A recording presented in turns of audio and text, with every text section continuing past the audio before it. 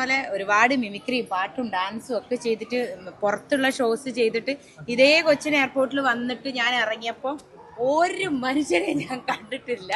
അപ്പൊ എനിക്കൊരു ഭയങ്കരമായിട്ട് ആഗ്രഹം ഉണ്ടായിരുന്നു, ഞാൻ ഇത്രയും പ്രോഗ്രാം ഒക്കെ ചെയ്തിട്ട് ഞാൻ ഇവിടെ എയർപോർട്ടിൽ വന്ന് ഇറങ്ങുമ്പോൾ നിങ്ങളൊക്കെ ഇങ്ങനെ വന്ന് നിൽക്കുന്ന ഒരു കാലം എനിക്ക് ഉണ്ടാവുമെന്ന്. ഞാൻ അത് തന്നെയാണ് ആഗ്രഹിച്ചിട്ട് പോയത്. അപ്പൊ അതെന്തായാലും എനിക്ക് സാധിച്ചു. ഞാൻ വന്നപ്പോൾ ഇത്രയും പേര് എന്നെ കാത്തിരുന്നു. അപ്പൊ എല്ലാവർക്കും വലിയൊരു താങ്ക് യു. കാരണം ഞാൻ പോകുമ്പോൾ ഞാൻ എന്താണോ ആഗ്രഹിച്ചത് അതെനിക്ക് നിങ്ങൾ ഇവിടെ വന്നപ്പം എനിക്ക് ആദ്യം തന്നെ ഭയങ്കര ഹാപ്പി. അപ്പൊ എല്ലാവരോടും താങ്ക് യു. അല്ല, ഞാൻ ഒരാഴ്ച കൊണ്ട് വരുന്നാണ് ഞാനും എൻ്റെ ഫാമിലിയും ഒക്കെ വിചാരിച്ചത്. പിന്നെ ഞാൻ പറഞ്ഞില്ലേ, ഇത് ഒരുപാട് കാര്യങ്ങൾ ഇങ്ങനെ ഡീറ്റെയിൽ ആയിട്ട് പറയാനുണ്ട്. ഇപ്പൊ നമ്മൾ ഇങ്ങനെ പറയണം, നമുക്ക് പിന്നെ ഡീറ്റെയിൽ ആയിട്ട് പറഞ്ഞാൽ പോലെ ഫാമിലി ഇത് അവിടെ തന്നെ ഉണ്ടല്ലോ, എല്ലാവരും ഉണ്ട്. അച്ഛനും ഉണ്ട്, അമ്മയുണ്ട്, ആഞ്ജനേയനും ഉണ്ട്, ദിലീപേട്ടനും ഉണ്ട്.